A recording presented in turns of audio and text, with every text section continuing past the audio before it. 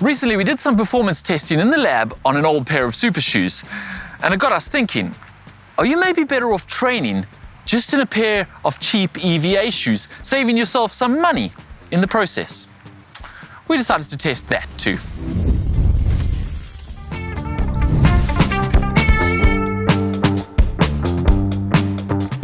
Tests have shown that even after hours of running, EVA loses very little of its performance. And even after hundreds of miles of running, EVA still provides the same energy return, around 70%.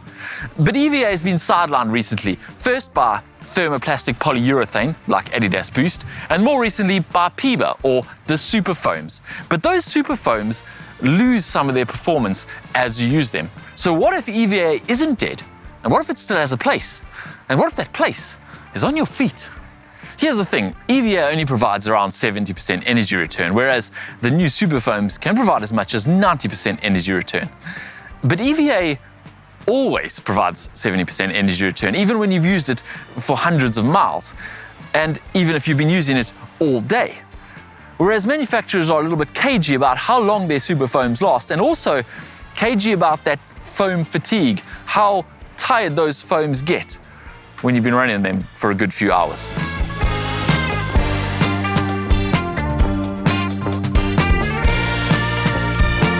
So we thought we'd test for ourselves. We've come to the Team Bath Sports Science Lab to test these shoes. We've got Mark's old, well-worn Cloudboom Echo 3s, which we've actually already tested as part of another video where we compared these to a brand new pair of Cloudboom Echo 3s. We'll leave the link to that below this video. And then we're going to test Mark in these, a 45-pound cheap pair of Nike trainers, just EVA. And we're going to see if these are still better than these now that they're well worn out.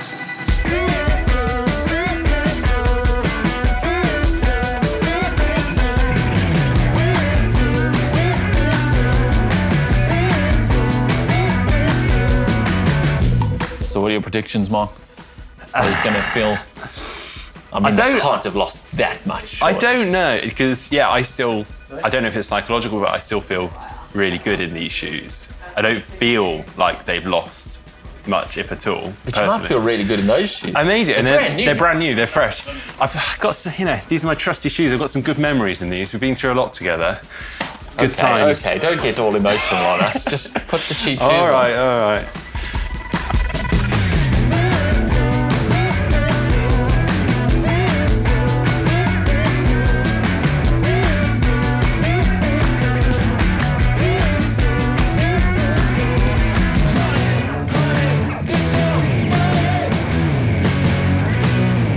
All right, Mark, run's done. What were you expecting when you put these on, as far as performance goes?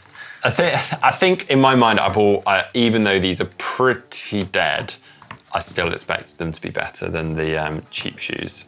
And just in terms of like the feel, putting them both on, these definitely still feel nice. Yeah, I think in fairness, we have gone for really cheap shoes. Yeah. And these are like 45 quid. They're $50. They're not expensive. So probably not a fair comparison to a Super shoe. Not that you would pay 50 quid for these now, but they were mine. Maybe they were. Yeah.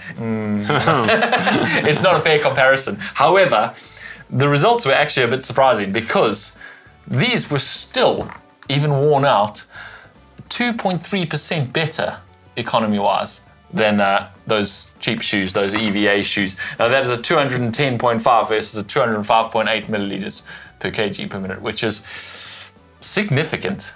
Yeah. Those are significantly better shoes still. Yeah, that is quite impressive actually. Now we have done a previous video where we compared new Supershoes versus old Supershoes, these same Supershoes, and we saw a smaller drop off obviously between the two, but that is a significant drop off. Yeah. But there are a few caveats that we have to put in here because these, Mark doesn't know exactly how many miles he's done in them. And there is a fall off point for these super foams. At some point, they just stop giving. And I don't mean like they slowly give a little less and less and less. They get to the point where they are just dead, flat. Can't give you any boost whatsoever, any bounce. And these clearly from this test haven't actually got to that point They're yet. on their way, because I think, as we mentioned in the last video, you can actually already see that the foam is slightly more compressed. It hasn't rebounded back. You see the creases in the foam. But I don't think they're quite there yet. Not I think there. you've still got a little bit more life, and you should probably keep wearing this actually for a little bit will longer. do. Yeah, but you do need to bear in mind that at some point they will fall off. Whereas EVA, maybe not the cheapest EVA, we go a little bit more fancy than these.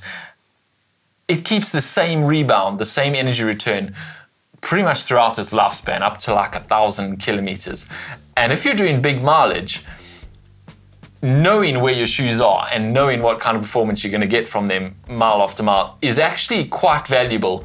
You don't want to be doing lots of running in shoes that are worn out and could at any point be actually risking giving you injuries and stuff and changing your foot pattern and your strike pattern because they're completely gone.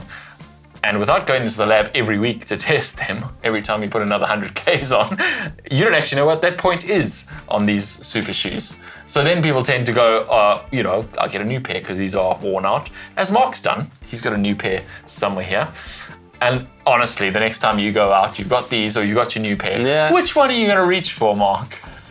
Probably the new pair, yeah. Exactly. But actually, there's very little. Can I just add something else as well? Because we're talking a lot about the foams and the carbon plate here and how they're performing. The other thing also that is noticeable when you're jumping from a shoe like this to a shoe like this was designed and built with performance in mind.